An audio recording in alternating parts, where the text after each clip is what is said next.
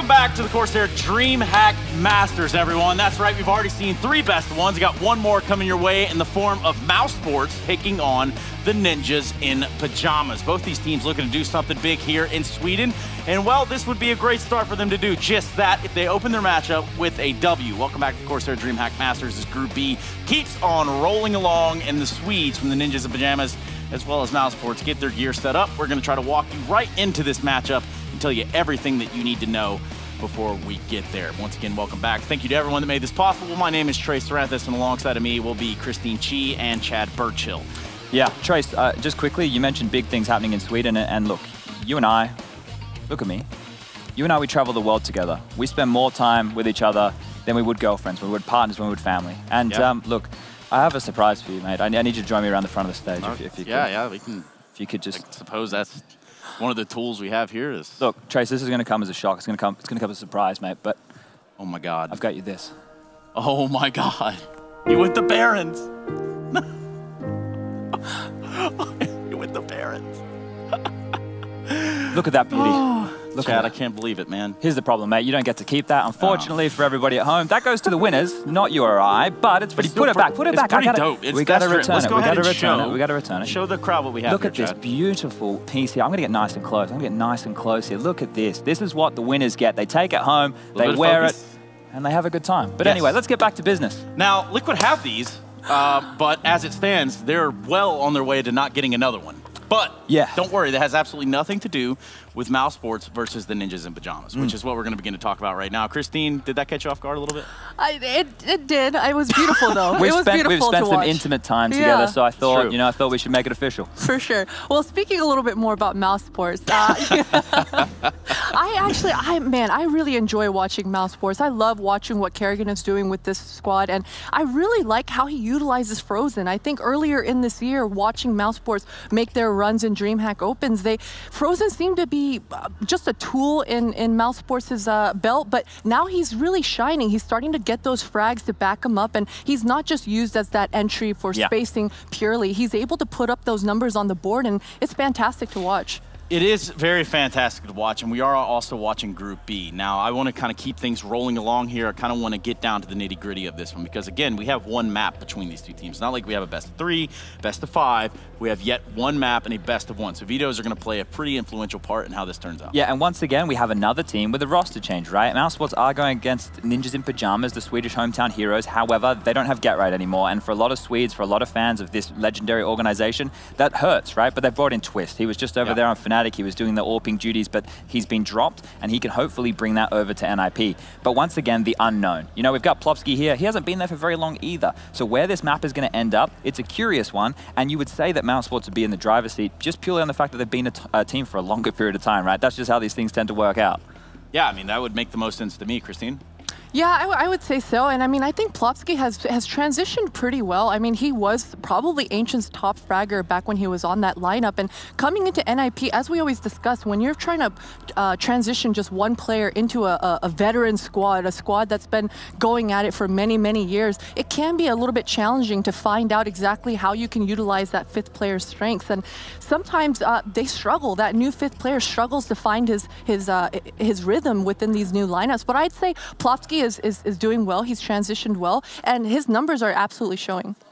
Well, these numbers are not going to make themselves up when it comes down to the vetoes. I promised you one, and now we're back to that same subject, which is completely fine because we're getting down to the very bottom of this veto. Inferno here. That makes sense that NIP would want to take it over towards Inferno. The issue is Mousesports have had struggles. They've had ups and downs with Mirage over the years because, you know, they're good at it, then they got to get figured out. But with Inferno here, they played that several times over at the Major. They were successful, but it was a lot of close games. So that's something to keep in mind here. If they're held close, that can be relatively problematic.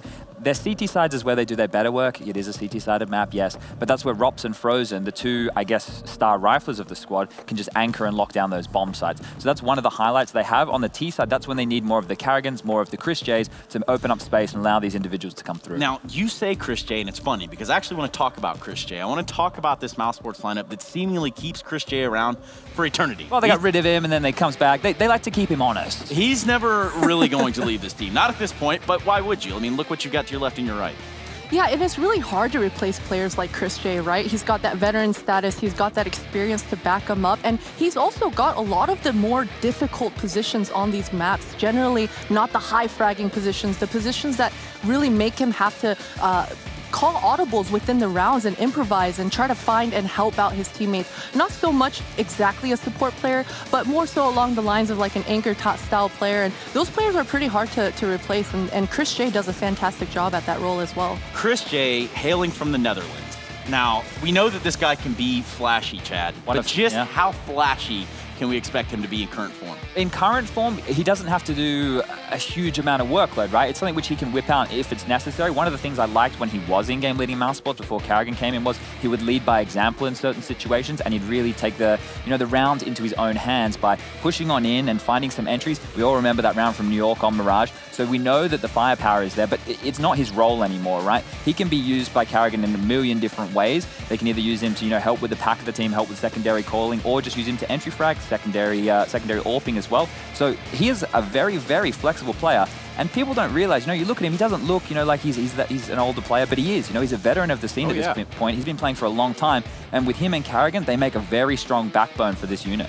Well, left up is the Ninjas in Pajamas, which is what we're going to discuss next. Talking about this Swedish lineup of Forrest, Twist, Lekr0, Rez, and Plopski. It's been an up and down affair for the Ninjas in Pajamas, and for a couple different reasons, but we're going to stick to the ones that regard in the game.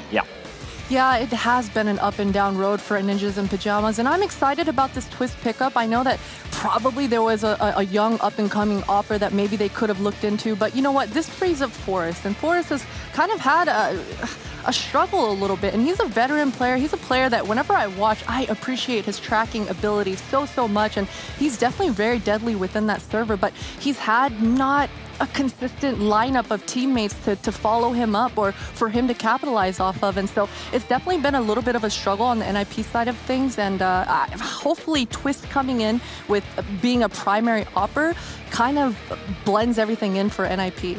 I feel like we found ourselves at a weird crossroads for Swedish Counter-Strike, right? We've watched iterations of rosters, and now we're seeing the youngsters come up through, but also have to be sort of, I guess, guided along the way a little bit? Here's my problem. The youngsters aren't being guided. They're not being picked. They're being left. They're just being left in the shadows. They're leaving them on the Gamer Legions. They're leaving them on those other Swedish teams, and they're continuing to incestuously deal with the same players over and over again. And the crossroads you talk about, that right now is a collision course to disaster. Look at the Polish scene. They're still trying to rebuild. Look at the French scene. They're still trying to rebuild. Well, guess what? The Swedish scene, neither of these teams are making it to the playoffs here. You're all going to be disappointed, but that's just the case because neither of these units are convincing. They're not. They're just not.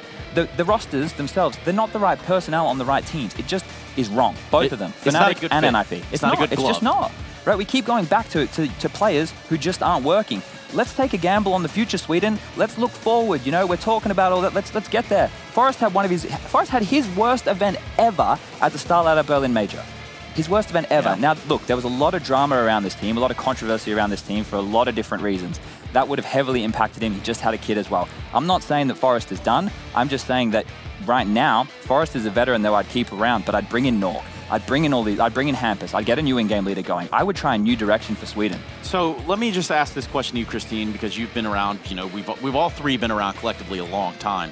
It's not necessarily the old boys club that I want to stick the name to, but it is rather a recycling of players, and that tends to happen. It's happened in North America. It's happening here in Sweden, like Chad just said. We see it in the French scene time and time again. How much of a setback is that to a scene overall?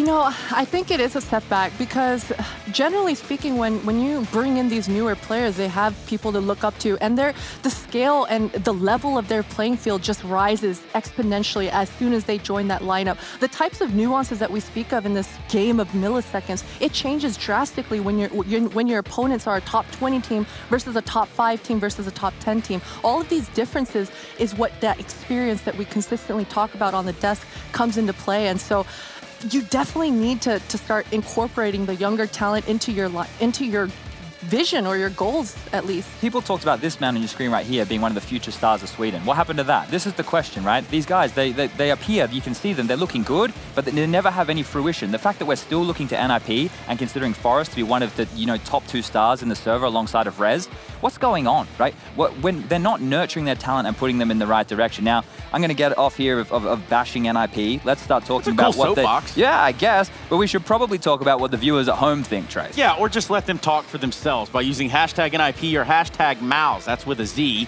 or a Z if you're from one of those weird places that say it like that. Either way, hashtag MOUS, hashtag NIP. Get your vote into the chat right now, especially on the desk chat. Yeah, it keeps happening. I don't know how that happens time and time again, unfortunately. It does happen time and time again. One thing that's also going to happen time and time again is me asking you who you think is going to win this game.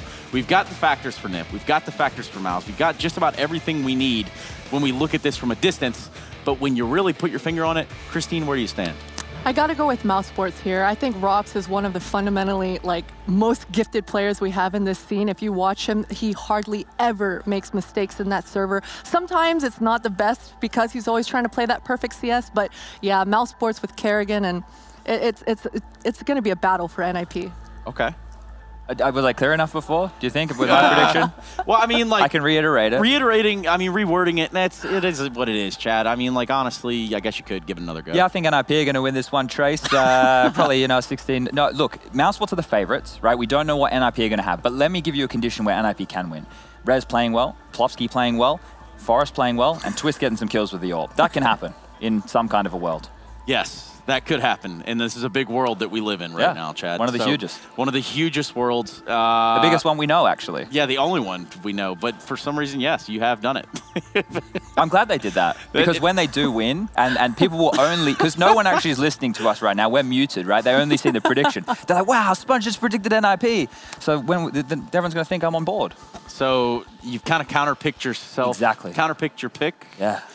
Just a crazy 5D chess Chad Burchill's playing. Me, personally, I don't know that it so much matters, but I think Mousesports are going to have to take this one. There's just too much young blood in the server. They seem to want to take it a different direction. They seem like they've got all of the pieces that they need. Woxic can even, be influential on this map, right? We talk about AWP as having a hard time on maps like Inferno, but because he has such a high sensitivity, he's very flicky, he's very fast, he can even find impact. So Mousesports are scarier pound for pound when you look at these players. The skill ceiling, though, for players like Rez, like Twist, like Forest that we've seen, it's huge, and they actually have more experience, right? Obviously, Plofsky's the newer name, but pound for pound, the experience is still on the NIP side. I think Pitta, as a coach as well, he's going to be able to help them a lot here, that he can talk in the freeze time. That's one of the things that I think has been an issue for NIP is the leadership, because they've changed in-game leader several times. We had Get Right in-game leading, we've thrown it around to everybody in the team. So now that that's changing, now that Pitta actually gets an opportunity to contribute in that regard, those could be very positive signs, because I think that he might have a lot to say. Let me just also kind of paint a picture for you guys, because we already looked at the brackets, and yes, there are some Mousesports fans in the Twitch chat, but we took a picture of the brackets, we looked at it, and we said, okay, well, here's Mousesports versus NIP. The winner of that will go on to play the winner of EG versus Greyhound. Yikes. Now, we already kind of know where that Greyhound EG game is going to go, maybe? Well, obviously, EG just winning ESL1 New York, you would say, would be the heavy favorites in their matchup, knowing Greyhound just had to change player with Urkas having to go back to Mongolia, Inns coming in. It's going to be a very difficult task for the Australians. EG are the heavy favorites there. So for Mousesports or NIP getting a chance to go up against EG in a best-of-3 this early in the tournament, it'll be a good metric for us to see where they're really at. A good gauging of sorts. Christine? I have to absolutely agree with Chad there. Oh, well, in that case. So, yeah, I mean, Greyhound's not exactly known to be, the venomous bite, but perhaps if they were able to put Evil Geniuses away. Now, let's put this into perspective, too, because Liquid is someone we could have said was a favorite. They're in the lower bracket. And they're just real quiet today, aren't they, Chad? And what's scary about that is it's Liquid versus North as well. So that matchup there, we'll see one of these two teams who Liquid for sure, I thought would be coming through within one of those top spots. Oh, the GG Bet Odds Trace seem to be agreeing with you guys and not me. That's strange. Did you guys see who top fragged in that match? Which one? It was MSL for Optic Liquid. This was like, oh dear, we're flashing back to Stockholm last year where MSL got the MVP of the tournament and they beat Astralis and they even 16-1 them on Dust 2.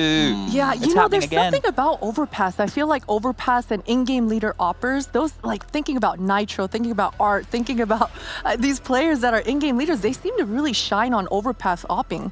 Yeah, MSL 26-13 with 111 ADR. He's back. He's back. He's back, baby. All of you were really sleeping on this man, but it would appear as though he has shown up. To be fair, he never went anywhere, right? When he got dropped from North, he had to have a bit of flux. He had to go and play for Rogue. He's had to dance around, and his career's been not resurrected, but obviously the Danes, we know they love playing within Danish rosters. They don't really like living over there in North America, and unfortunately having to play for some of those names. I don't know, Trace. I don't know what it is. Could be the water. Either. Could be the chocolate. The fact you make it with sugar. sugar instead of milk. I don't know. But there's all these qualms. But now he has an Optic team. Nico was playing well in that game from what I noticed. So that could be a very interesting matchup against Na'Vi, knowing that Optic, they would have had more time to practice with their current unit. That could be a banger of a series, seeing how those maps match up. And that'll be a best of 3 as well. So already we're just kind of skimming through the brackets as we wait for the Ninjas of Pajamas to sit in their chairs and get this game started. But right now we've got Astralis to found success. We found G2 with success. That nets them a best of 3 against each other later on. We'll have Instant Vitality and a best of 3 later on. And as this bracket starts to unfold, we've already seen in the lower bracket for Group A, Envious, Furia, Fnatic, and Tai Lu having lost their opener. What do you think of it? I know Furia, we didn't get to... Well, that was on the A stream, wasn't it? I wasn't here yet. Yeah, they lost 14-16 to G2. I was still on my way. I'm interested to see more of how they've integrated Henny within the team, because obviously having Henny and Art as both, AWPers, I think Art might have to take a step back in that regard. But they're both very explosive, so that's another dynamic there that the Brazilians could be using. And it's kind of strange that we don't have either MIBR or FaZe at this event, isn't it? Those are two massive names that aren't here. Yeah, I mean, it does seem like a little bit of a hole in the brackets right here, but I mean, where would you, where would they even go in this bracket, right? Renegades There's a lot as well? of different places. They caught us off guard there. Yeah, it really did. Slouching, getting the bad posture on. No, we've given our predictions. We've given just about every thought that we could into this one of Mousesports and Ninjas in Pajamas. So I think we're pretty much... Interpretive dance now. Yeah, I mean, we're basically up to tap dance or interpretive dance or any sort of dances. Twitch chat, I know you've got some dances out there, but I don't really care to see them right now because it's just about time to get into this game. We know where we're going. It's going to be Inferno. We know where our casters are, so we're going to send it down the road to them and get this game underway. Thank you so much, Trace. Yes, indeed, ready to jump into this one. You caught me a little off guard there. I was mid-yawn. I'm still crying from it, but I am ready to jump into the action. I certainly am. Last game of the day for us. It's myself, Machine, and Henry G. And, I mean, the picture that Chad's painting, I love it. I wouldn't buy it necessarily, but I know he's selling it. I'm not subscribing to NIP just yet until I see what Twist does to this roster. Yeah, another question mark here is roster mania in CSGO right now. The knock-on effect from the major finally we're starting rearing its head here at DreamHack. We're going to see the new look NIP. No Get Right to be seen. The first time he's played without Forest in a very long time. It's going to be strange to see how this one goes down. I'm sure they're excited to see how this one plays out. Mousesports certainly the favorites going into this one. They've been a solid squad for a few months now. But NIP, obviously we're looking to see some of these newer names perform. We've got Plopsky coming in, a new young name within the scene, and Twist. No strangers to Swedish Counter-Strike, but never really had that team that's really kind of stunned us yet. No, and I mean, I've made no secret of my belief in the Mousesports project earlier tournaments. I think this is another opportunity for them to do some serious damage. Given the fact that so many rosters are coming into Malmö as unpredictable and brand new, this is a chance for Mousesports to truly deliver. They have got the advantage, and I think this is going to be a big one for Mousesports. They have an opportunity to go for a very deep run here. It does seem like a lot of typing going on from Chris J. Perhaps they aren't quite ready to start. Yes, we are going to go to a quick technical break. We're going to swap a PC out. Apparently there's a small issue going on there. So to make sure everything's going smoothly and everyone's ready to go, we'll take a break and be back in a few minutes with Mousesports versus NIP on Inferno.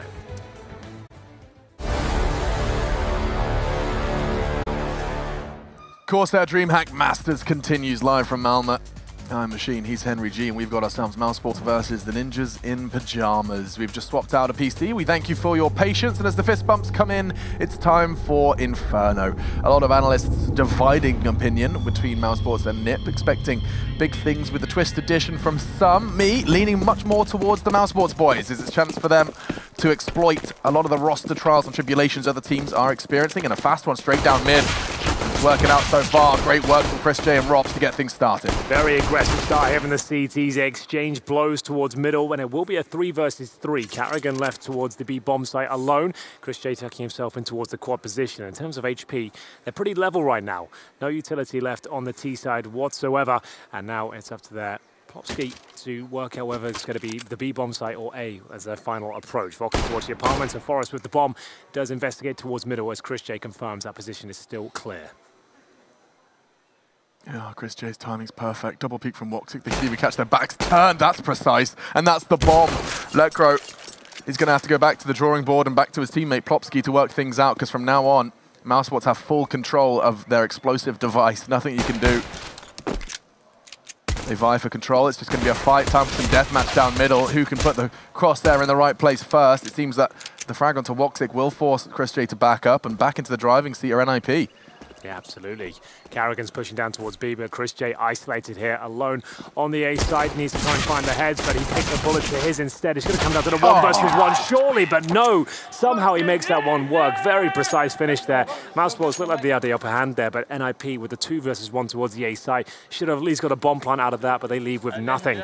They should be taking an eco here in the second. We'll have a replay of the shots here. With the initial push down towards middle, it was Voxic that managed to take down the bomb and make things very problematic. I didn't think Chris J stood a chance there, Alex. That was wonderful. Yeah, his days were numbered, it looked like, but instead, coming into the second round, without the bomb plant going down, it will just be a smattering of deagles, 2 to be precise. See how the second round shapes up for them. So many SMGs invested, 2 rifles, keep things respectable, and a deep smoke down banana for early control. If you can hear cheering through our microphones, I will remind you, it's not celebrating that they got a deep smoke. Instead, it is the second stream running simultaneous to this one. You can go ahead and join that, should you desire. Big game going on over there. Evil Geniuses fresh off their win from New York. Absolutely true. Well, Deagle's here for now. NIP with a couple of Glocks as well. No armor, no nades, but they have got decent mid-control, but that doesn't necessarily matter. Look at the range advantage Voxic has. Tucking himself in, ready to walk around the corner, but he's not ready for that. That's a brilliant shot from Twist. That gains him access towards CT spawn, and that's where they can finish up as well. But Chris J takes matters into his own hands. A reactive play towards the bottom of the banana does bring it back to a 4 versus 4, and Frozen seems to be cognizant of the fact they could come from the spawn area. Yeah, this is quite a nice play from the boys from NIP, causing some paranoia, but the push from Chris J completely nullifies it. There's no paranoia about a push now. They're clearing CT spawn. Twist has dug his heels into the library, but the push from short will be nullified by Rops. Playing rather open Counter-Strike, doesn't have to be too precise with it. With his FAMAS, and they'll conclude nicely with another $600 in Frozen's back pocket to bring into round 3. Well, there it is, just the 1 kill found, but the buy comes in next as we see NIP bring out the AK-47s. A couple of Kriegs now, a bit of a mainstay in CSGO these days. Rops with fantastic work towards that pit position. So solid, always has been towards that spot. Managed to get 3 solid headshots, and now we'll get into the next round. Voxic, he's stuck in spawn right now. There he is, going to be rattling out the MP9 right at the last second, making his way towards the R side. He throws a challenge at the top of B as Rez battles for control here. Frozen jumping over, does spot a player, and he's taking a lot of damage here through the flames. Yeah, that's a good Molotov. Right in the line that Frozen chose to jump, but the nade lands straight on Rez's nose. He's down. Damn, so deep. Plopsky's in trouble too. Both of them taking a barrage before a bullet's fired from Mouse. Yeah, so although Frozen took a lot of damage there through the Molotov, the follow-up grenades were absolutely spot on. So in terms of the firepower, massive advantage for NIP, but not so much in terms of the health department. Bomb still down towards T-spawn. Going for basic map control here. A couple of speculative spams. CTs will have 2 players towards the arch side. Quad open for now, with Rops holding deep on the A side. So they're going to hope for a misstep from Mouse at this point. Now with the SMGs, it's not too far from likely. But let's not forget, as I find myself reminding my matchmaking teammates, they can't plant in mid. Clock on the CT side as it continues to swing. Still 40 seconds though, so much can be done. You can change your plan around the 25-second mark and still make it to the other side. That is, of course, if you pull the CTs, if you sell the fake. It won't be one of those this time, though. You can see Mousesports focusing on close-range engagements here, making sure they run their time down as low as possible, drop their utility in the last few seconds here, and try and take down these low HP players. Final commitment towards quad, missed timing from Chris J, but he somehow is making it work. Oh, the crossfires are absolutely brutal here. 14 seconds remain. They know Chris is still in position, but 1 bullet towards Plopsky will take down the bomb. He just needs to survive at this point, but still a 2 versus 1. Forrest just has to plant that bomb, and he's got it down in time, but will the CTs deny it? They absolutely will not. Now he has a chance to win this. He really does. Smoke will enable him to focus his attention elsewhere. It's not a great smoke, great frag though onto Frozen. He's ready for Carrigan, and it's body shots to convert. Gets himself the defuse, a lovely little Krieg as well for his troubles. He's going to take his time. There we go. Wow, great round there from Mousesports. That's a big one to win, considering the fact they had 3 MP9s and 2 FAMASs up against a fully equipped NIP. They did a great job at just running that clock down, making sure all the engagements are close range. And at that point, it was very chaotic for NIP. And they just about get a plan down there. I don't think that will lead to a full buy next round. They could definitely get AKs and armor, but not much else. I think a partial buy is on the agenda. 3-0 the scoreline in our best of one here, the first showing from both of these teams. And I'm sure we've got a lot of NIP fans tuning in online just to see how this new lineup looks. No doubt, and I will never forget how the Malmö crowd was with NIP on that stage. Absolutely. That was one for the memory bank for sure. Just Counter-Strike history, no doubt about it. Everyone was there, friends, family, seeing the Ninjas doing their thing. Looks like we are going to be just taking one more additional timeout. I think this one's for audio, don't worry, not the same issue. It's Voxic again. He loves a technical timeout, this kid. Yeah, well, unfortunately, he's probably got 4 or 5 of his Sensei Raw mice. It looks to be just the TeamSpeak issue. I think we're back underway. Should be absolutely fine, and we'll get into the next round. NIP are going to buy him to this one. Like I said, they can get rifles out short, but they won't have much else. Maybe a smoke each. Rez has nothing. Same story for Twist. He gets a flashbang. Lekr have no nades at all. They're going to have to do something a little bit more fast-paced, a bit more conviction. A default won't really do too much for them if they get ran out of time of the utility once again. We'll see if they happen. Yeah, there is a distinct lack. It's quite rare to see not one player make a sacrifice. Yeah, you'd think maybe a MAC-10 or a Deagle for one of them, just they have Molotovs and smokes, but just a couple of smokes will work with his. Chris J, bit of a calling card of his, pushing down towards B and getting that full control. He has no fear in this scenario. He's very comfortable, and that is uncomfortable for Plopsky. A nade plops straight onto his shoes. And they have 2 smokes and 1 less flashbang, just 2 now. So how do they flush Chris J out of its position now? If you had a Molotov, great. You had to make sure that logs are clear, you can check the close perimeters, but now Chris J going to be baited in by the likes of Frozen. Oh, that's amazing. Great shot. That's everything, but they are ready for it. Plopsky will ensure his survival, and now they can charge straight towards B. They know what's happening, they know the setup. It's unlikely there'll be 3 there, and there wasn't. Woxic, he will get the flash out, he will try and get himself tucked in towards construction, but the damage is done. The map control's foregone. And this one is going to be nearly impossible. Twist is going to be getting that bomb down. Woxic could try for a shot through the coffins. It wouldn't connect. Still does, though. They'll know exactly where he is, and the smoke now clearing, which can't necessarily be replaced. Where's Rops? Yeah, not in a position to help. Still, Woxic able to scarp up. And this will be the first round for the Ninjas in pajamas. No nades needed when an aggressive stance is shut down by a ridiculous shot from Rez. Yeah, they were just holding up in the default, waiting for an opportunity, and it wasn't necessarily the most likely one, but Rez somehow takes down Frozen at the very start. That nullifies Chris J's position at the bottom. They check the corner. Like we said, it's a tendency of his. It's commonly looked. And at that stage, 2 clean kills found. They did double smoke towards CT Spawn, which sometimes can be a bit of a blunder considering they only had 2 smokes remaining, but it seems to be absolutely fine. Great shot from Lekr as well to take one of the remaining Mousesports players down. Leaves with just 2, but they do save the AWP on Voxic, and we know what kind of unspeakable things he can do on the server, especially on the CT side of Inferno. An unlikely round there for an IP. What the hell was that? Frozen gets absolutely destroyed there, just jumping over, which is usually pretty safe. Yeah, I mean, that's the intention of it, right? You show the minimal amount of your body and get all the information in a safe way. Rez, he's either been watching the demos or he's a robot, or a combination of both of them. Great catch onto Frozen. No early banana presence this time from the CTs. They've perhaps been a little burned from the round prior. But a 3-2 split nonetheless, rather standard to get things going. This time, infinitely more utility, and Woxic's AWP draws blood early. It was Lekr just starting his early investigations down mid, and Woxic gets the timing right. Will Plopsky, though. No weapon in the hands of Frozen, so he could get caught out here.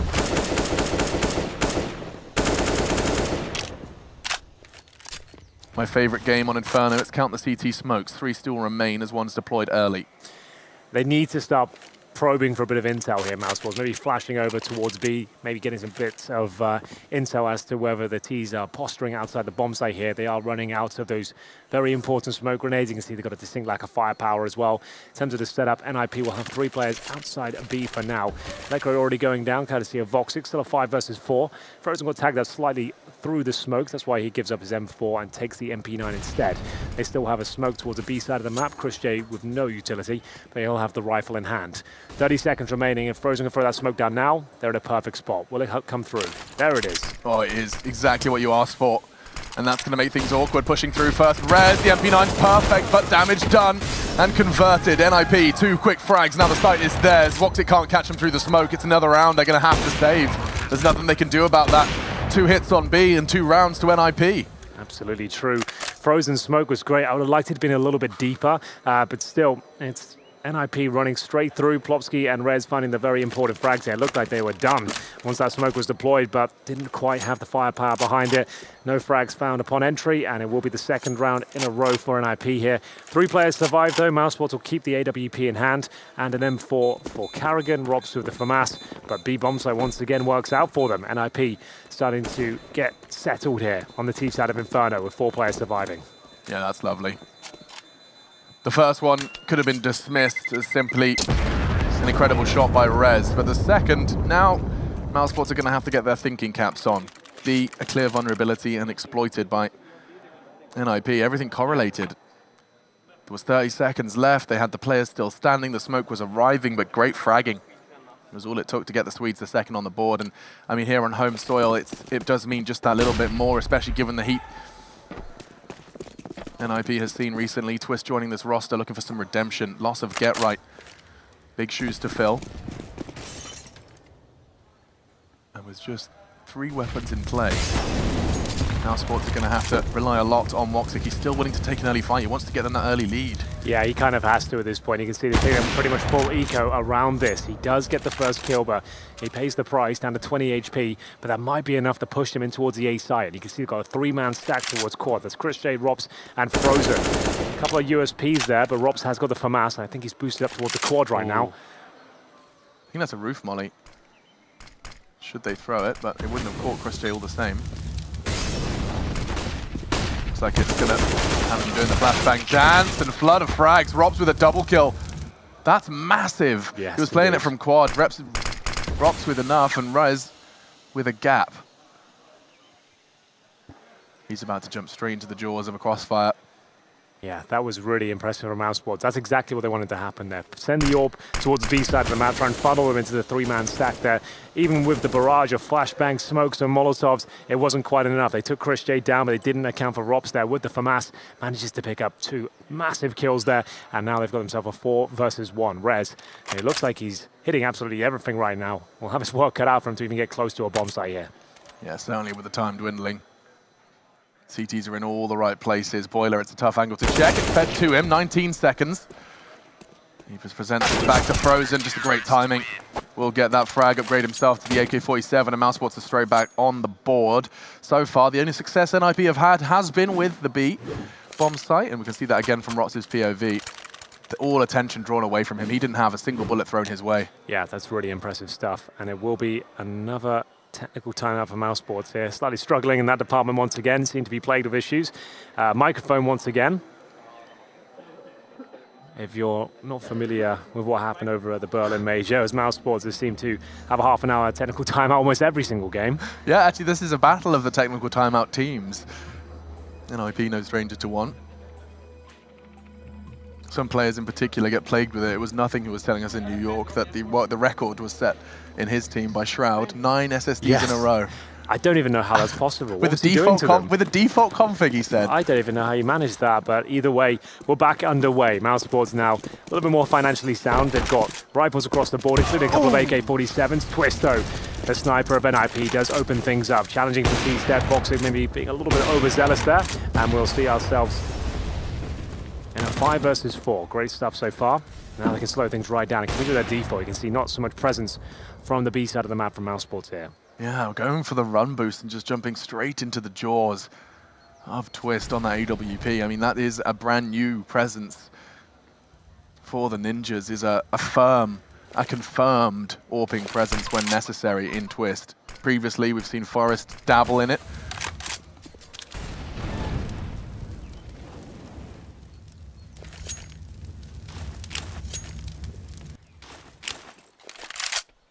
Indecision, perhaps. Not quite ready to be advancing out of balcony. Forest playing with his utility but not committing. They are lining up for the B take again. It's where they found their success. Whether or not they'll commit is a different question. Here they come. Christian might even flash himself here. The smoke might be enough to keep them at bay. It is somewhat of a ruse. Karrigan in position for 1 here. He's got so much to do, though 1 may not be enough. Gets it, Twist to trade and does so. So now still numbers favoring NIP as they start to flood. That's big from Rops. He picks up the AWP and that eliminates the long presence. Yes. Now, bomb goes down. It looks like they're, well, first though, we're going to have the bomb down, no problem. And it's going to be a 3 versus 3. Massive advantage over NIP. They've got the trifecta set up. Great positioning from Plotski to take down the rotating players. And Twist will confirm the lead. 2 versus 1 now. Chris J, M4 in hand. 1 flashbang as well. Significant damage towards Twist. We've got a lot more to do here as the time ticks away. Needs to find a quick kill here. So much damage done, but he will be traded out. Even after getting the kill on Twist, it was confirmed that Plotski would be finishing things off there. No problem at all from the apartments. Great crossfires and decent round to keep them in the game. It's going to be 4-3 at this stage. This was the opening pick from Twist. You can see quite a simple shot by his standards, and he manages to go one step further when he gets this great shot towards the library position, takes down Rops. Yeah, it was Rops actually doing his very best. There's definitely credit to be given.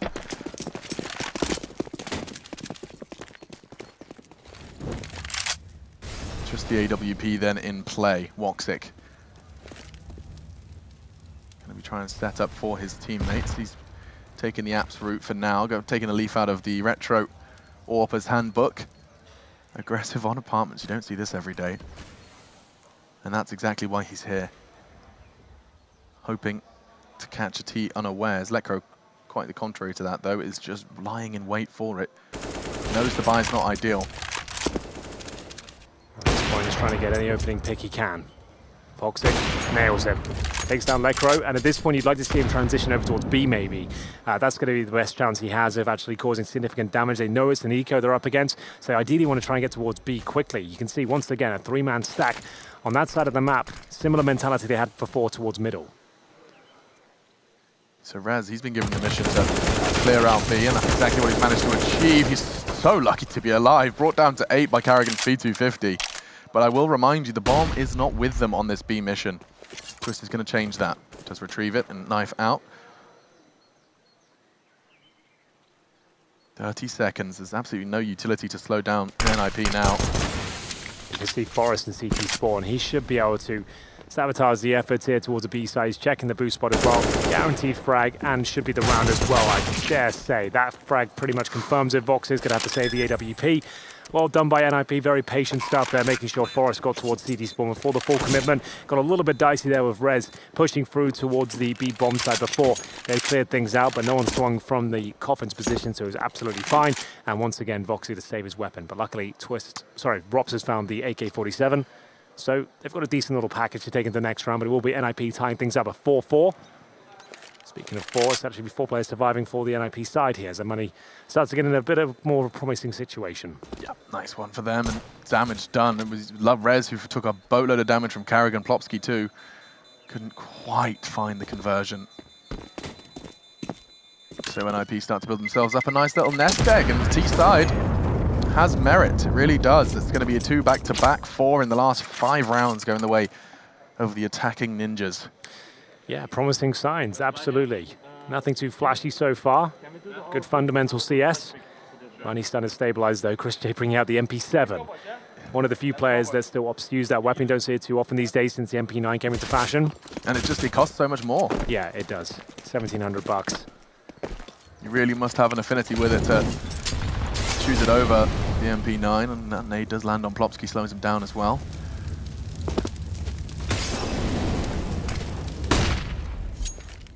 Chris J opting for the same jump for info that cost Frozen his life a few rounds prior. Another good nade, this time Twist, the victim to it too. Flashback gives them even more information now. The response is a Molotov as they heard the AWP shot fire off from Twist's AWP. Battling for control here. Isolating Plopski from his teammates, and the Molotov's thrown in due course just to get him a bit of space. 3 Molotovs thrown towards Banana early from NIP. They really want to try and force and ensure there's not going to be any CT funny business close to quarters near Rez on that half wall. Round 9, 1 minute remaining. In terms of utility, still 4 smokes for NIP, so yes, using their Molotovs, but they have got Banana control, and execution towards B is still very viable. They're going to send everyone over that side of the map now, so expect smokes towards Coffins and CT spawn. Frozen still with smoke himself. Now, we saw this before, and he was unable to frag with the MP9. Can he do better with the M4 in hand? Smoke deployed at the correct time. Didn't work out for him last time, despite the good smoke. So that smoke actually being a little bit shallower stops him boosting up as easily and having great screens in that regard. Pushing in now, this is the commitment. Forest gets the first. Christian's got to do a whole lot. It's only going to be the one. Let go from Pool. Keeps his cool. Plopski finding Woxic. The rotate's miles away. Rops is still on the ace site as the bomb goes down. That puts a whole mountain of pressure on Karrigan. I think he accepts that this is just not the round for them. And so NIP, they've got the winning formula. Late takes to B. And just the one hit on A so far is where their success has come from. And the newest additions, Plopski and Twist, they're fragging wonderfully so far. Yeah, lots of action towards this B side of the map. Smokes go down, and even so, NIP still battle through and keep 3 players up. Frozen and Chris J can't find much more than 1 frag apiece. Frozen actually having a bit of a rough game over 2 and 7. One of the star players in the Mousesports roster for sure. NIP though, this is looking good. Nothing too negative to report apart from Twist going down to the blast. A little bit disappointed with the AWP, but it's recovered. Plopski will pick it up, so no problem there. Get it to round number 10 now. NIP with the lead on the T side, 5-4. Money is going to start becoming a problem here. Mousesports with an AK with Rops who can drop. They're going to take a tactical timeout. Just to reiterate here at DreamHack Masters, you can discuss your options in freeze time with the coach, but sometimes still want to take a tactical timeout to just go over the bigger decisions and work out the landscape of that round. Well, the landscape of this round is a bit of a sketchy one. Frozen 2,400, Woxic 38. It's not ideal around the rifles of Rops and Karrigan. Working out how they want to work around this, because we've seen them play with just the AWP and the USPs. We've seen 2 rifles and pistols. It's familiar territory for Mousesports at this point. Losing the B site so quickly in such a flurry of frags that there's just no chance for a rotate to even arrive. Certainly not with a winnable retake. Aggressive. This could be a bad one from Karrigan, but oh, that's perfect. The smoke from the HE enables him to cross. I loved that. Rez, even more so, as he was lying in wait for any aggression down middle and Banana. And that was, I mean, that was one of the 2 rifles. Gone. That's a really cool little trick from Karrigan. Time the HE, and with the smoke, you've got about half a second to get past and sneak through those key choke points. So he does get through, but detected. They did not invest into this round, trying to get a quick pick at the start, but Rops might be able to find one still. Does take a bit of damage there, down to 46, and does get away with his life. Still a 4-4. Don't think they'll be able to recover that weapon. Forest might try and grab it and hide it, potentially. We'll see if that's the case. For now, though, heading towards B once again. In terms of the setup, Frozen on the other side of the CT smoke. He will be joined by Woxic and Chris J, though, so they have got decent numbers on this side of the map, but Rops with the weapon, he's over towards A. Up, and away. They do get the boost. Chris J to push, and yeah, this will be another for the Ninjas. Frozen perhaps can get one, does though, but immediately Plopski hunts him down. No worries, a 3rd for him in this round. Didn't get to see the Plopski name at the major for the Ninjas, and now, as 2019 will be nearing a close, we'll start to see more and more from him. He's got 110 ADR right now, 11-4 overall. Solid performance. Safe pair of hands, it seems. Haven't seen too much from him on the big stage just yet, but a lot of hype around him. Solid start for NIP. Mousesports are no joke on Inferno, Alex. This is one of their stronger maps. Had plenty of strong performances on it over in Berlin. Just confirming things here. 3 players have survived. It's going to be 6-4. Rops to save the AK-47 towards that graveyard position. And in terms of loss bonus, they're going to be up to the 4th stage after this round. It's going to be $2,900 per player into the bank accounts of Mousesports. Woxic certainly going to bring out the AWP. Might see a double AWP set up, just considering how badly things have gone. They've lost 4 rounds in a row now. So you've obviously got Chris J available to you as well. Karrigan pick up the AWP. We'll see whether they want to do that at all. It's very viable on Inferno, but Mousesports, not necessarily the team that want to pull it out too often. We'll see. It's just going to be Woxic for now. Heads towards middle and 3 players towards B. So maybe going to fight for a bit more banana control at the start. When that transpires, Woxic will fire off a quickie towards middle and right place. Macro, Rez and Forest using second middle for a safe advance. But already quite high up on the brackets, going quick. Woxic going to be forced to fall back, just 1 shot. They don't not quite commit towards the long, but he's onto the side now in support of Karrigan. He's already got 1. Rops cautious to push. Karrigan's done a lot of the hard work, and he's still breathing. Gets a fresh mag, looking for the repeat. Woxic will be smoked off. Potentially swinging, though, as they use the hay bale to get elevation. Big connection from Forest. NIP are not out of this round just yet. The equalizer has been found. Chris J's on the rotate. They're locked in short. Bomb's still not going down. They haven't even got themselves clearing on the site. Thanks to the smoke, it'll be Plopsky to throw his life on the line in order to get that information, but still no bomb plant. And now, closing the vice grip is mousesports. They have got all of their players in the right place. Well, just taking their time here at NIP. No rush required. They've got 45 seconds still. They notice CTs need a bit of information. And it does pay off quite nicely indeed. It's actually being fed to them. They didn't even have to plant the bomb, Alex. Just one by one, they peek into the crosshairs, and down they go. This is looking quite sloppy from mousesports now. No real reason to peek like that. Could have at least waited for the bomb to be planted. That removes one player from the situation. Takes 3.5 seconds to get that bomb planted. If you hear the digits being punched in, that's your time to go. And they didn't even force the bomb plant out of them. Just faced one by one. Disappointing, really. Yeah, that's going to really sting. And now look at the buy that they're bringing in. It will not be the investment, but just having a go with Scouts and Deagles. It looks like Red, he is feeling it. Charges straight in, delivers, express delivery, Postmates an AK. Forest quickly catching Woxic's Scout investigation. So, dust settles and just one AK-47 for them to play with. mousesports just having to play around one strong weapon is the story of their CT side. 4 on 4. They've still got the Scouts in the hands of chrisJ, and he's certainly well versed with that weapon.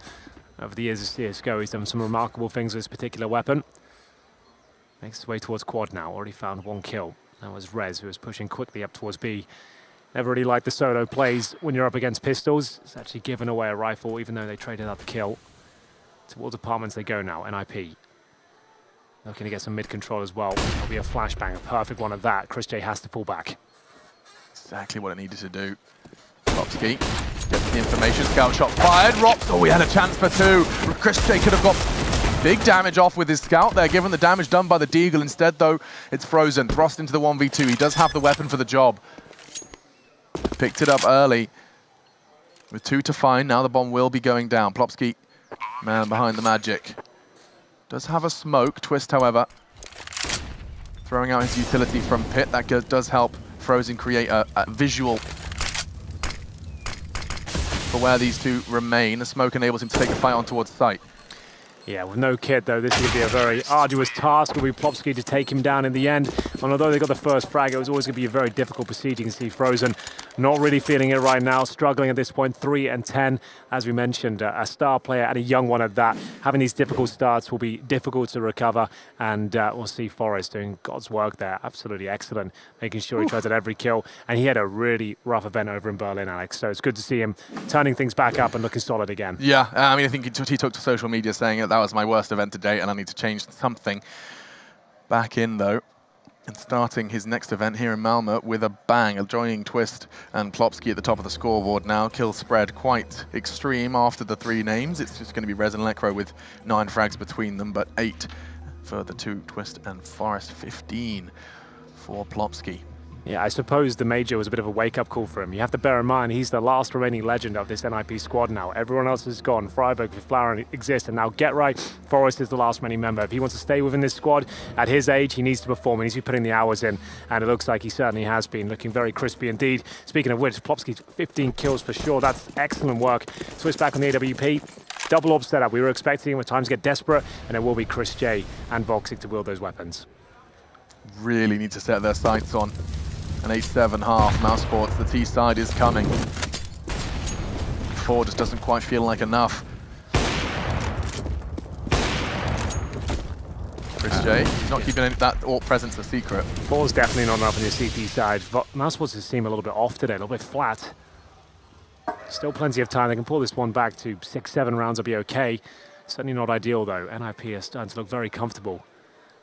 Remember, they lost a pistol as well, so only 1 gun round picked up so far. That's a great catch, though. Who was that? Carrigan. Bullet from his M4 now lodged in the skull of Forest, but continuing to roam around Inferno like the notorious chicken.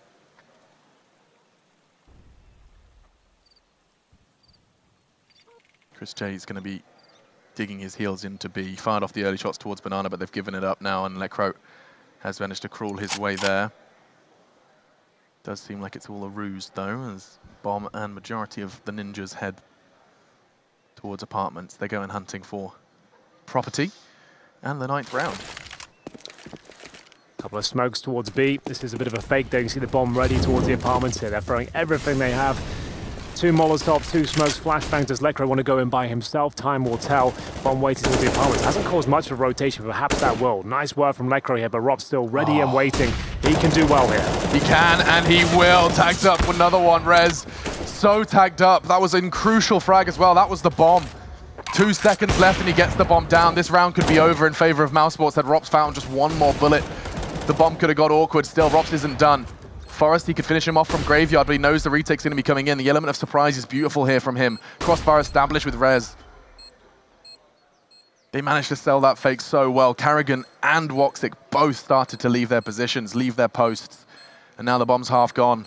Where are the CTs? They have the kits, but they haven't got any of the frags. Now Rops chimes in. Big one. Running out of time. Clearing the corner. Rez needs to die now. And now all onto Lekr0. The bomb's not planted for him. It's frozen on the defuse. Great first frag. He can do this. He's got the time. And Lekr0, 4 frags in that round, brings the 9th home for the Ninjas. We haven't seen one of those from Lekr0 in a while. That is excellent work. It looked like he was pretty absent from the situation there. He was at the bottom of middle watching for transitioning players from the arch side. He arrives with a couple of seconds to spare. First shot is beautiful. Second shot is just perfect. Look at this. He was ready for that. And I think there was 1 second left of that defuse. Frozen trying everything there. Ducking and weaving. Not meant to be. It'll be 9 on the board for NIP. And another eco for mousesports. AWP for Voxic, but is that going to be enough? I'm not so sure. I'm not sure even Mouse believe they can take this round. They've tried it before. Boost Woxic off for an off-angle peek, but nobody's home. And NIP, they've been getting this apartment control with Forest very consistently. Molotov towards Boiler from Lekr0 enables Forest to investigate the other side of apartments. And for now, the usual B duo are doing their usual things, finding frags and throwing nades. It's actually Lekr0 to find the first. The thing is, though, when Karrigan gets the AWP in his hand in these sort of scenarios, he always seems to deliver. It's true. Like, just watch this now. It's like something about these sort of situations he seems to find great form. He is going to the wrong site, though, and his teammates just fallen. Well, there we go. Perhaps not. Not meant to be this time. Not this time, because double digits for NIP on the T side of Inferno is becoming a guarantee. This is the best looking NIP I've seen in some time. Yeah. Like, this all makes sense. Everyone's fragging. Nothing too flashy. We haven't seen any crazy executions or any innovations here, but some good fakes, good flanks coming in, and just great crossfires in the post-plant situations. I mean, this T side is a whole lot more inspiring than when Dennis was in the roster and they were doing contact plays into sites for 15 rounds straight. Little bit more going on for the Ninjas. This will be 10, and they're actually looking to apply just a little bit of pressure.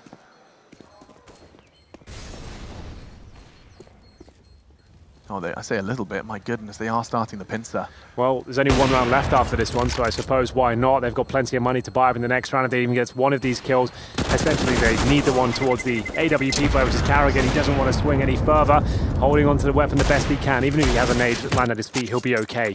So they'll hold on to it, but still, this is getting out of control now. No one on mousesports stepping up. Remember, Alex, they won the pistol and got the 3-0 conversion on the mousesports side.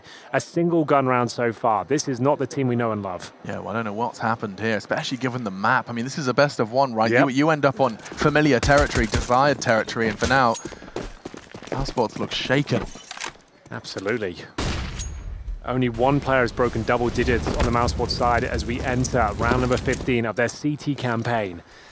This doesn't seem to make sense. There it is. Rops has had a decent game. He's done everything he can. He's done great work from that pit. Done what he can to buy them rounds, but still, it's never quite enough. Gets the info. Woxic forced off, though, and NIP, they could actually be accelerating into this one. Karrigan playing his usual position in unison, and again with the double kill. Karrigan and Rops working in perfect unison. The two of them have done almost all of the hard work. Only 1 remains, 1 obstacle in this last round of the first half. Our 4th map here on the main stream for Corsair DreamHack Masters. Malma leaves Twists with 3 to find. And a bomb to pick up. Great bait. Draws the shot and can convert his own. Spicy connection. Knows another. Sneaks away in towards Library. And Twist, he has the read. Can get that bomb down uncontested. Frozen and ChrisJ then partnering up. Great off angle, enables him to take the shot. Misses it, now the flash, now the push. It's 2 targets, it should be too much. He's too hot, and the Molotov arrives in combination with Frozen's bullets, enables mousesports to find something at the end of that half. It's been a really difficult half for mousesports, but they do find that 5th round. It's been quiet over here, actually. I'm sure NIP are laser focused in. We'll check in with Frankie and see what she thinks. I know you know NIP, Henry, very well indeed, and you're absolutely correct. The laser focus is there. Meanwhile, mousesports, I expect a little more volume from them, especially when they're led by karrigan and they've got Voxic on the team. I've never heard them this quiet since they changed the roster. But will it all change after the break? We'll find out. Corsair DreamHack Masters Malmö continues with mousesports on the ropes. It's Inferno, familiar territory for Mouse, and yet it's the Ninjas who do seem to be too tall of a task for them at the moment. Our Machine, he's Henry G, and now it's the defense for NIP with 10 rounds already picked up on their T side. Well, remember, mousesports were able to pick up the pistol in the first half. They'll have to replicate that form here to stand a chance. Their T side is going to be labored. We'll see if they can pull this one off with a couple of smokes, 2 Molotovs as well, and it looks to be a B finish. So a couple of Molotovs. You could stack those towards new boxes to make things extra spicy towards that position. They do stack, but for now, they've got full control. So a couple of smokes in the usual positions, Coffins and CT Spawn. Molotovs, I'd imagine, new box and Emo. That would be the most logical position for them. Flash over, job done. We'll see whether that comes into fruition. They'd start to fly in. Still plenty more where that came from. ChrisJ's Molotov will be flushing Plopsky out, and that's actually going to make things really awkward for Rez and Plopsky. You can see that this is going to work out perfectly, but the counter flash, that was their chance, that was their window, and now NIP can hit the shot. karrigan, that's a start. And Rops through the smoke. Now, that's some redemption. Voxic is low, admittedly, as is karrigan, but that doesn't stop Rops finding the head. 2 versus 2 now. All utility used. They don't seem that committed to that strategy. They were so stifled on their way in there. They haven't even got a plan down off this. This was lackluster from mousesports. They threw everything they had there and all stopped at the entrance. No one wanted to go in when they were blind. Rob still has a chance to win this one, but he'll have to hit some remarkable shots.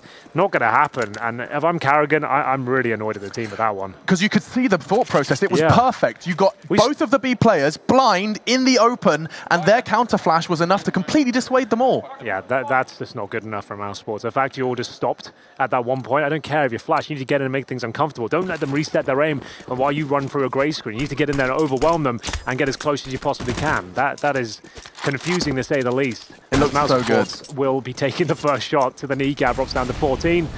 And they have 4 Spore here. So this is dangerous territory now. 13-5 on the cards if they get this round up. Pushing straight down Banana. Just making sure it's clear. Oof, warning shot through the smoke from Rops, and they're just getting chipped away at. That might have even been Twists again. Just with his scout. Could be a third connection here. Doesn't quite. Whistles past the ear of Voxic. And he will be finished off by Rez. That's going to make them turn tail from A, and yet they will be running straight into that nade. Oh, it's disastrous. That's going to leave a mark. That hurt me to watch. Oh my God, that's going to be such a difficult recovery now. What do you do now? The They're all full made of glass. investment, and they've got like 100 HP between them. We'll see what can be done, but I'm not sure much can. It will be up to Plopsky and indeed Rez to hold them off here. They'll get a smoke towards CD Spawn, but Plopsky's going to get at least one here. As the first bomb goes down, rotation's required now as he manages to pick up 3 in total. Almost too easy for an IP there. He's having a fantastic game. He's loving himself. 20 frags in 17 rounds of play from Plopsky. Those were some of the easiest. He even caught the healthiest man first, karrigan. And that puts Mouse in dire straits now. I mean, they can barely afford to invest into a sidearm to treat themselves. Frozen feeling confident with his Desert Eagle. Well, that's about it. A PC-50 for the leader. Credit for sure to be given to the Ninjas, but Mouse, as Henry has made clear, not presenting what many would expect from them. You can see that beautiful little gap left in the smoke from Forest. No one quite there for him to profit from it, but the thought is there. Well, you're going to be 13-5 down on the T side of Inferno, and the team's looking very weak indeed. Remember, 2 gun rounds picked up so far, Alex. That's it. That's the grand total? Yeah. My goodness. And things don't look to be getting any better here. We've already lost karrigan. Rob's down to 3 HP, 13-5, pretty much locked in here. NIP almost want to die at this stage. You want to get rid of some of this lesser weaponry, but they're cursed by their own success at this stage. Just holding up, waiting for the final commitment from Mouse as they go towards Archside with the bomb. Rob's 18 kills, does not deserve to be on the losing side. He's been in such a solid shift.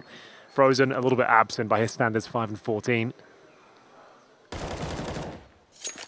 Forest from pit. That will get Frozen focusing his attention there. It's a very hard shot to hit. In the meantime, Rops eliminated. He will not be finding his 19th this time. And Plopsky, he's really making that UMP work. Forest just make sure the round is over. And the 13th already for the Ninjas. But look how composed they are. There is a real serenity surrounding this roster. You're absolutely right there, and this might be a chaotic round. NIP have not upgraded any of the smaller weapons here. 3 UMPs and a scout. Expect some pandemonium here, Alex. I would assume they're going to go for a push, maybe towards Banana. Only sending 2 players there, so we'll see how this one pans out. I don't think they'll just go for a standard run. I'd expect something a little bit out of the ordinary. Here comes a challenge towards B. Grenades being exchanged, and Karrigan doesn't take too much damage just yet, and he does manage to find a kill for the smoke. Nice start. That's a fantastic start. Molotov to force Plopsky from pursuing any sort of early trade. Forest on the rotate, Twist considering it as well, but my goodness. The only way in Mousesports have been able to find this time is straight through the smoke. Speaking of smoke, they're playing right next to it. Bullets from Forest will dissuade for now. They're actually going to fully back away from that one. And hearing that flash pop, that might be enough to instigate a retake. Yeah, it was, but the Molotovs, oh my goodness. It's such a trading of utility on Banana. Oh, yeah. Yeah, it's an ongoing battle the entirety of the round. So back towards A they go. There's actually only 1 player there. I think that's going to be Lekro waiting in the pit position for them, and he has got backup from Forest with the M4A4. They've got a man disadvantage here, but a decent crossfire setup. That's perfect for Forest. You're only going to get the first, though. Karrigan, however, back turned, enables Lekro to strike. Another for Forest. NIP are shredding Mouse, but this is looking good. Rops to save the day. Not the first time we've said that on Inferno for Mousesports. And Moxic caught by Plopsky. This 1v2 becoming doable. He hasn't got the weapon for it, though. Rops admittedly low. There is a scout within arm's reach, but he would have to expose himself. Flashes for Rops. He just needs to run the timer down here. 30 HP. He has a slight advantage in that regard, but he knows he has to force Rops to plant the bomb here. Plopsky might get impatient, though. Spots him, knows he's got a bit of time still. 15 seconds now, gets in a better position. Oh, that's beautiful. Now, he can push him, and the timing's brilliant. Plopsky with a 1 versus 2 with a UMP. Mouse had their best shot yet, and it's taken from them by the new addition. That's a world-class play from Plopsky. He didn't panic there. He didn't overcommit. He applied the pressure to Rops, even though he was the one painted into a corner there. How he gets that first kill through the gap is just amazing. Look at this work. Rops is just absolutely outplayed there. Humiliated. Just for a second sows the seed of doubt that he could be coming around from short, and bam!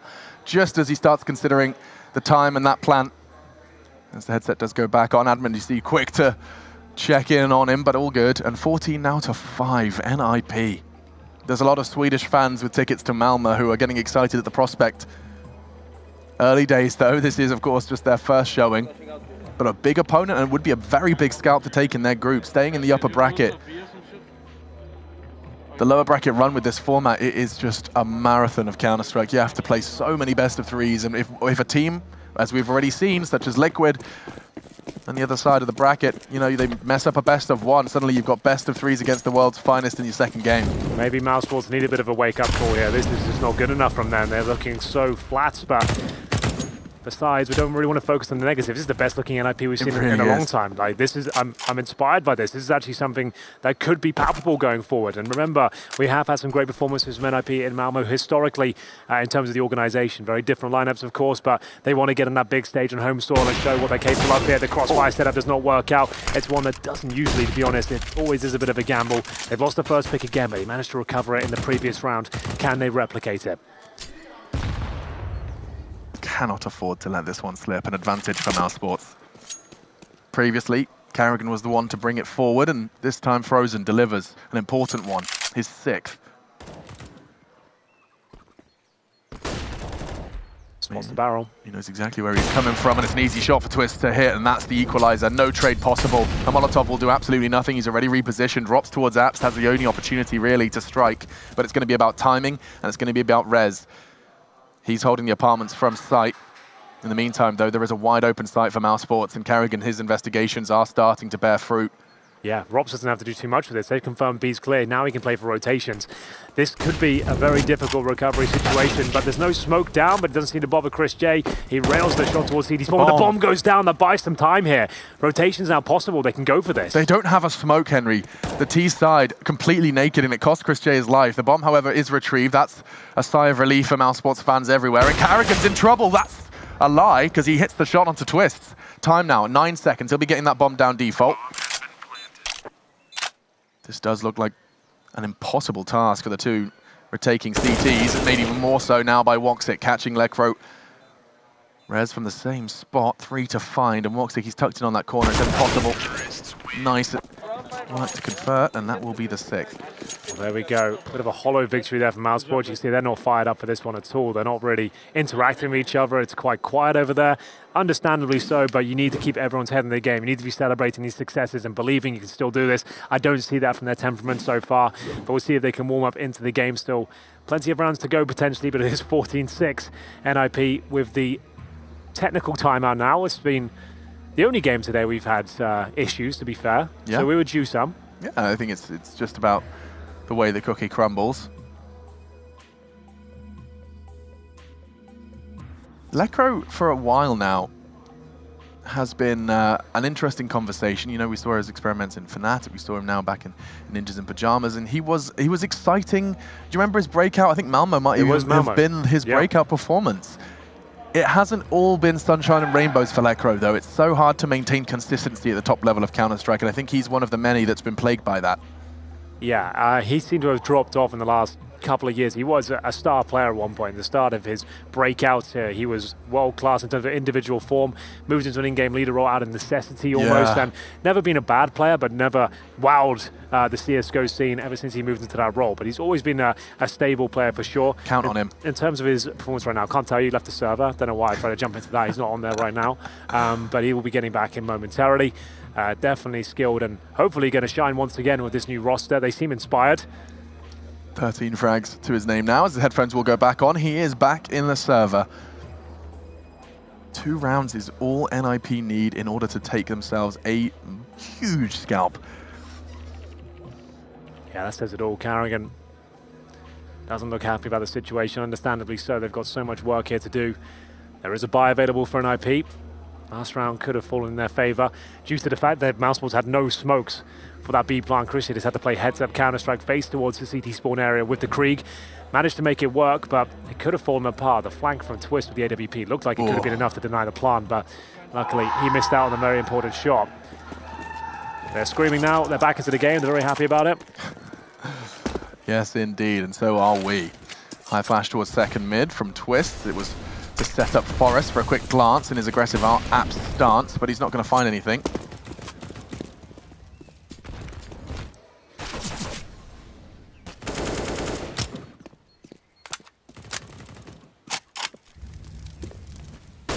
Rez, he's playing with fire. Does manage to get the frag onto Chris J and escape. Just playing on the edge of that Molotov enables him to take the quick peek. Yeah, that's very impressive stuff. Rez, another player that dropped off in Berlin, and he manages to open things up with a lovely shot there. But the Boxes have to commit off this. He has to push. He has to, and he nails the shot. That was do or die at that point. Manages to crack open the B side single-handedly. The problem is the bomb's not there, so he needs to buy some time at this point. Smokes off towards spawn, flashes over as well. Twist knows there's a chance he can pull this one back because the bomb has not been planted yet. Yeah, Woxic, has he done enough? This one would confirm it, and that's a good tag from Twist. Can't quite finish it. A high flash, though. He wants to push on this. Back was turned. Nobody doing the dance just yet. Lekr0 supporting him. 1 HP for Woxic. Oh, 0. Lekr0 through the smoke. That's ridiculous. Now just Rops and Frozen to avoid match point. Time ticking, bomb half gone. And a great catch from Rops, keeps it 2v2. Frozen again, they need one more. It's Forest looking for the 1 versus 2. He knows where he is. Can't find the shot though, and Rops saves the day for Mousesports. 22 frags, and 2 of them in that round alone. Well then, down but not out. Mousesports will fight back, and they've broken the economy of NIP at this stage as well. 14-7. Forest definitely had a chance to win that one, but Rops holds his nerve. Great positioning here towards the well position, and now you can see that final shot coming through. Forest, he knew he had a chance to close things out there, but not meant to be just yet. They will take a full eco apart from the Zeus for Lekr0, that's about it. And we did see one of these rounds work out earlier on Mirage. That was pretty insane to watch, but it's very rare that a full eco team will come out on top. Well, with the Zeus, Henry, I've got my hopes. You never know. I'm telling you. Lekr0 is about to electrocute 5 of them somehow. Collateral Zeus. Nice try.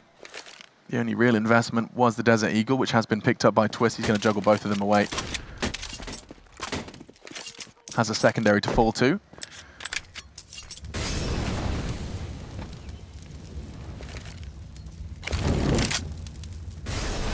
Mousesports have an opportunity here to close the gap, and it starts by doing so flawlessly. Losing players now, things get awkward in the grand scheme.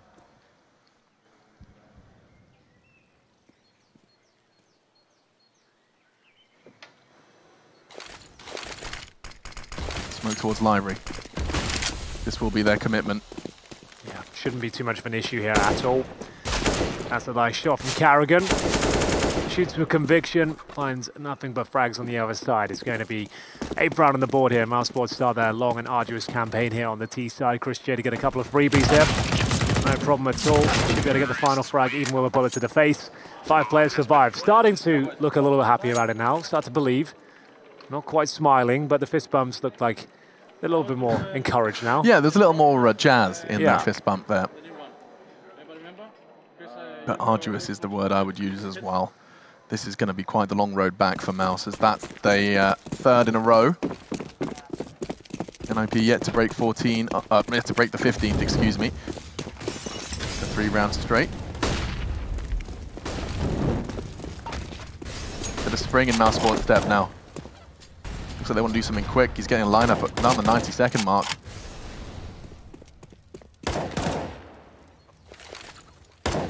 Here we go. This does look like they're going to at least throw the nades. Whether or not they commit is a different question. Forest to be tested on Pit.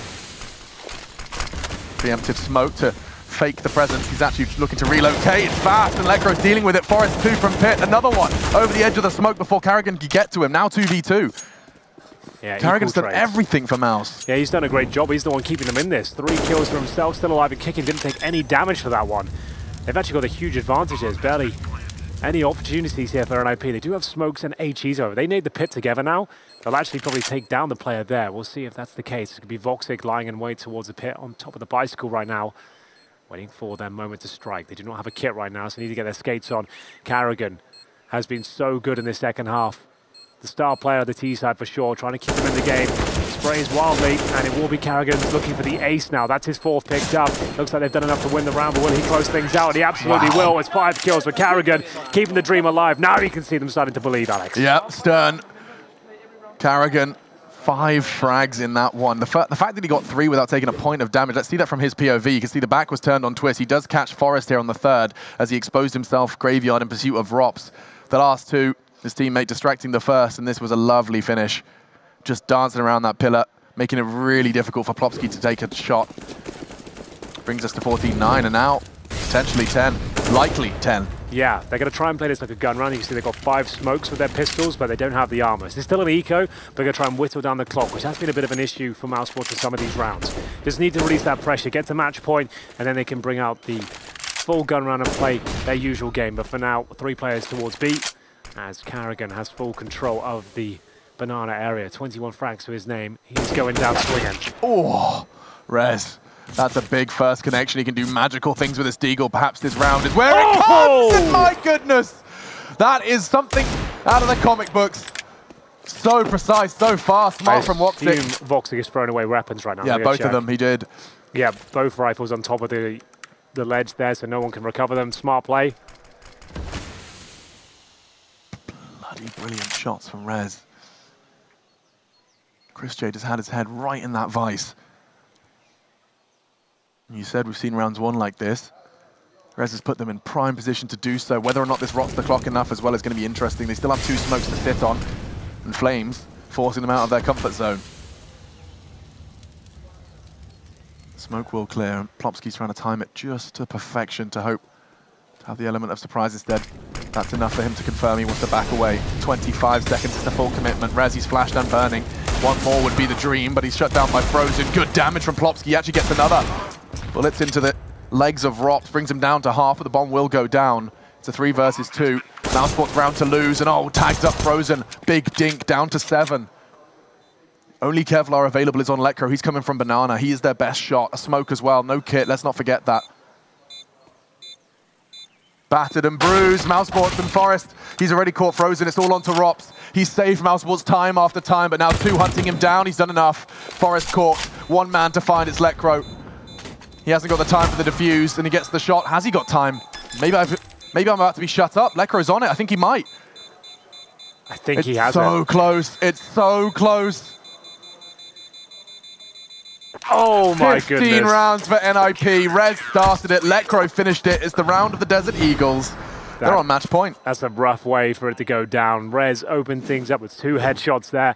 Look at this. First one, great. Then the second one, I'm not sure how he pulled this one off. He was waiting, peeked out once again. 1 tap, Crochet gets absolutely railed there. Now they need 6 in a row on the T side. And that was an eco, remember, for NIP. They're going to have absolutely everything they need now. The AWP, the utility, defuse kits, you name it. And now the pressure firmly applied to Mousesports, who looked like they had a bit of a comeback on the cards. That was it. I mean, imagine. Bomb blows up. That's 10. NIP shaken. Not the case, though. Flash for info. Bit of aggression. Pulls the Molotov out of the hands of Mousesports early.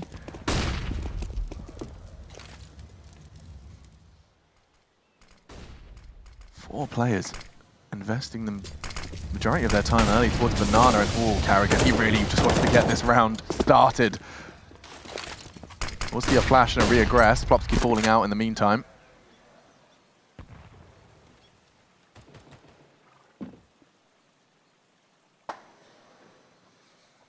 Good test Rez again. This time he's got a rifle alongside his teammate Plopsky. Does seem like the new duo on B has been doing fantastic work for the Swedes. Yeah, Plopsky, what an amazing game he's had. Yeah. Speaking of Rich, Rops has 25 kills also. Doing everything he possibly can here. Will it be enough with 35 seconds? The bomb's towards B. There's 2 players still there. They dropped the incendiary. Rops will try and do what he can here. As the bomb gets called back, they really will be struggling to get this planted at this stage. Karrigan tries to do what he can here, alone. And now dead. And with that call, it leaves Twist and Forest to do it all on the balcony. Perfect angle for it, but the flash is good. He didn't see him, and that enables Forest to get the frag. Bomb's loose, 12 seconds, Twist. He can cause it all to come tumbling down, and Lekr0's going to get the frag to confirm it. It's 16-9. The Ninjas win their first game here on home soil. That's the first time I've said in a while that that's a really strong performance in NIP. A team that looks like they could go the distance here in Malmo. They've got their younger players turning up. You've got Plopsky at the very top with 25 frags. Forest finding form with 21 after a very disappointing major.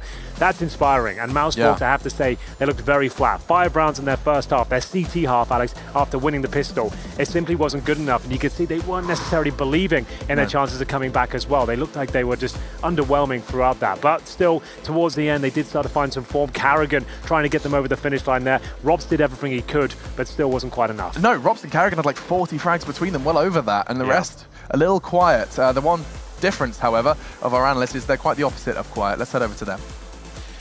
Yeah, I mean, it's hard to be quiet when the Ninjas of Pajamas are in town. Isn't that right, Chad? You got that fan? Because it's going to get a little bit hot in here. Because, look, I do enjoy humble pie from time to time, and I was quite confident that neither Swedish team would be in the arena. Well, guess what? EG just lost to Greyhound, which means NIP plays against Greyhound, which means they could be in the arena.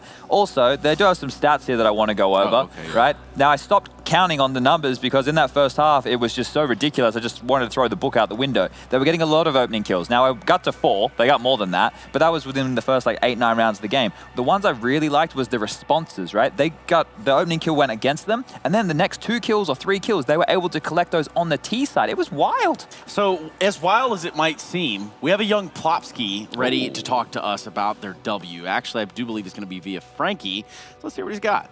Well, who else is it going to be via Stunner? Although, to be fair, after that performance, you're probably going to want to come down here and talk to the Ninjas yourself. Plopsky, as Henry G put it, that is the best performance from NIP I've seen in a long time, and you were a huge part of that. How did it feel to pull off such a beast mode performance? I mean, it feels awesome, of course, especially here in like this tournament, because it's in Sweden. We want to play better to play in front of our home crowd. So to win this game, it feels amazing for us. And what is it like for you personally, knowing you're representing your country in your country? It feels amazing because I've always dreamt of this. Like 3 years ago, I was here cheering for NIP actually. I was, I don't know, 14 years old, I think, when they won DreamHack Masters 2016, I think. And I was here cheering for them, and now this year I'm gonna play for them, so it feels amazing. It is the first competition you've played without Get Right, so what is that like for you? I mean, it's a bit like weird for us because, as you said, I haven't played a tournament without him. So it's a different, like, what do you say? Kind of different mood in the team? Exactly. But it's still good. Like, I mean, we still have a good mentality in the team, I mean. And now you've got a primary AWPer in the team with Twist. Recently it was tried with Draken, didn't quite work out. How do you think it's going to work going forward with Twist in the lineup? I think it's going to work really well. He's a really good player, like player-wise, and outside of the game as well. He's really nice, always like cheering us up, pushing us, and yeah, it's going to be great. You played solid fundamental CS there. So many great moves, great moments from individuals in this team. But have you got any surprises in store for the best of threes? Yeah, well, I guess we'll just have to wait and see. Okay, and finally, before I let you go, Plopski, because I think you're enjoying this, I think your first interview is going pretty well. I want to ask what it's going to be like for you if you make it to the arena, because I know your dad's your biggest fan. I imagine you're going to have even more family with you in that arena, your fans and your friends. So just imagine that for me. What would that mean? It means the world to me. To have my family here to support me, it feels really good to have them, like knowing that I have them that's supporting me, and also all my friends are going to be here. So yeah, it feels amazing. Well, after that performance, I think there's a few NIP shirts that are going to come out of the wardrobes for Malmo this weekend. Thank you so much, Plopski. Congratulations. Let's head back to the desk. All right, hold the phones. Everybody just stop where you're standing, because we all just heard what this young man just said. Yeah. 3 years ago, he's standing in that arena cheering NIP on. Now he's playing for them. So you're telling me... No, I'm kidding. Go ahead. Pretty wild, right? And that game was pretty wild as well. In the first half, you know, I touted the CT side would be not carried, but anchored by Frozen and Rops. Well, Rops did his job. Frozen only had 5 kills in that first half. I don't know how many he finished with Trace, but I wouldn't say it was too many more than that. I think at one point it was looking like he had 8 kills to his name. So he was really strugglesome, and I thought that he was going to be integral. He got 9 kills to end with, okay. But Rops, he was up there on 25, and Karrigan had a good game as well. But in that first half, when you're getting the opening kills and you're not closing out those rounds as mousesports, what are you doing? Like, you have the CT side advantage, and you're getting traded on and losing multiple kills after having a 5v4 in your favor.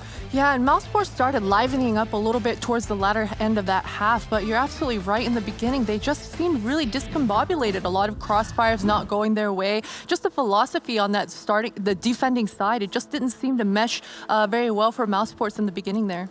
But how deep of a run can we honestly look at NIP and say they're going to make it? Well, now that they play Greyhound, it's possible, right? If they win that game against Greyhound, then they're automatically in the arena. It doesn't matter if they go straight through the semis or if they play within those quarters. Regardless, they get to go through the arena. So this is definitely doable now. That statement I made when we kicked off the broadcast saying that I didn't think either Swedish team would make it, well, that's completely changed now. There is such an opportunity for these guys to make it through. Let's also remember, in that game, Lekro won a 1v3. We had Plopski in the second half win a 1v2. Not only were they doing good fundamental CS, they were conditioning bomb sites, they were also winning clutches. So they were playing well individually.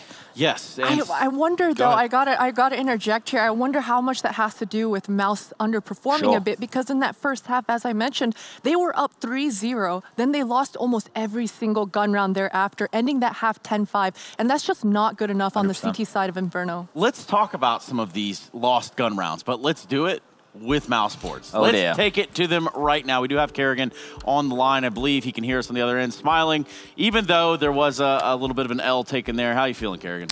I kind of feel like every tournament we play in these kind of stages, we always lose the best of one. Doesn't matter who we're playing, so it's something we're trying to work on, and again, it didn't work out so far this tournament. So did you hear what Christine was just saying about your gun rounds? What do you have to say? I mean, I heard some of it. I felt like, I don't know how to say it, like, it's hard to say when you're playing the game what's happening. But I feel like we've got in good situations where the crossfire didn't really work in our favor, like she said, and also they kind of abused B, and we kind of over-rotated in the end, and that cut off our guard because we had to balance our game. Yeah, I was just saying they definitely conditioned that B bomb site early. They were hitting some really good shots on the players you had holding Banana, which helped them out, but in later stages you could really see that hurting you. One of the points that I really brought up here was when you were finding those opening kills, they were then hitting another bomb site and they were getting both kills. You guys weren't able to find any trades. Do you think that was you guys just being a little bit rusty, starting slow, or was it communication issues? What are you feeling? I feel like it sounded like a lot of people were low all the time when they came in B, and it was like close combat situations where it can, in theory, when you get if the T's get the first kill when they go in B in a 4-on-5, and we don't get the first kill but the T's get it, suddenly it's advantage for them. So I guess there was some missed shots maybe in B, but I felt like in the end we rotated right and whatever, but we never really got ahead of the situation, even though we got the entries, and that's not good enough. What is your approach to pauses? Because I noticed early and even later on in that first half, you guys didn't really take any pauses. So what is your approach to pauses, and do you think that it's benefit? Has there ever been a time where after the fact, after the match, you're watching the match and you're thinking to yourself, I should have paused right then. This would have been a good time for us to discuss, you know, theory. Yeah, but for me, these timers should be used when you don't think you have a solution. Like Spun said, we are getting entries, we are getting the side, hit B, and we are sitting 2 guys passive in B, and with still nades to hold it back. So I felt in theory we played good. Now it's hard to say when you're watching the game, maybe think differently. But in the end, sometimes it can be basic as if you're not holding B and you don't hit the first shot, then the round is basically over. So I guess I have to see and not overthink it for tomorrow. Well, listen, man, you guys did lose to NiP, you do know that, and now you drop down to the lower bracket, you do know that, and you have the Evil Geniuses who actually just caught an L themselves. How do you feel about that? It's just like always when we like this situation. It just reminds me of Berlin, right? So if you want to go to playoff, you have to beat teams like EG and Liquid in the group stage, and that's how it is. And tomorrow we go without pressure into the game, and that's something maybe these guys need for tomorrow. Just like show what we did in Berlin when we were underdogs, and maybe we can win our time here. Yes, bounce back. You just might, Kerrigan. We're going to let you go, man. Anything you want to say before you go? No, thank you, and keep doing a good job. Oh, thank you, man. We'll see you around. See you. That Kerrigan guy, what a sprightly character. Yeah, that was quite nice. We don't usually get compliments like that, but I agree with the sentiment that they were playing a lot of those situations right. It's like Christine pointed out before with the Gade situation on Overpass. He made the right percentage play, but they still lost the round. That's kind of just how Counter-Strike goes sometimes. It is sometimes, and honestly, we can take a deep, deep dive into Counter-Strike. We got the Stats Helix. Christine, what do you got for us?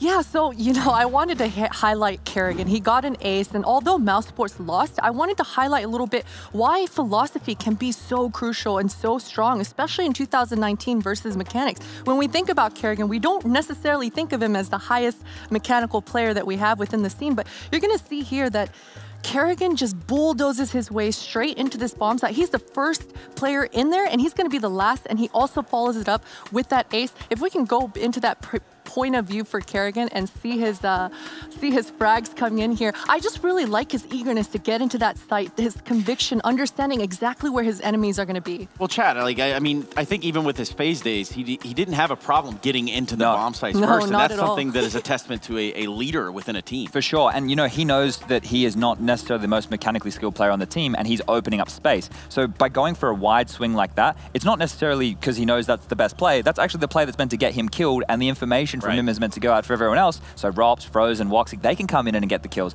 But here, he's found the space and the frags, and he had a good game. It was the rest of his teammates who were a little bit late to the party. Yes, speaking of party, that party will continue when we come back because we do have a best of 3 coming your way. 2 to be exact, but 1 will be coming up after the break. Our first best of 3 of the Corsair DreamHack Masters, Mamu, as I've been told, is going to be Astralis versus G2, a winner's best of 3. We'll work on that.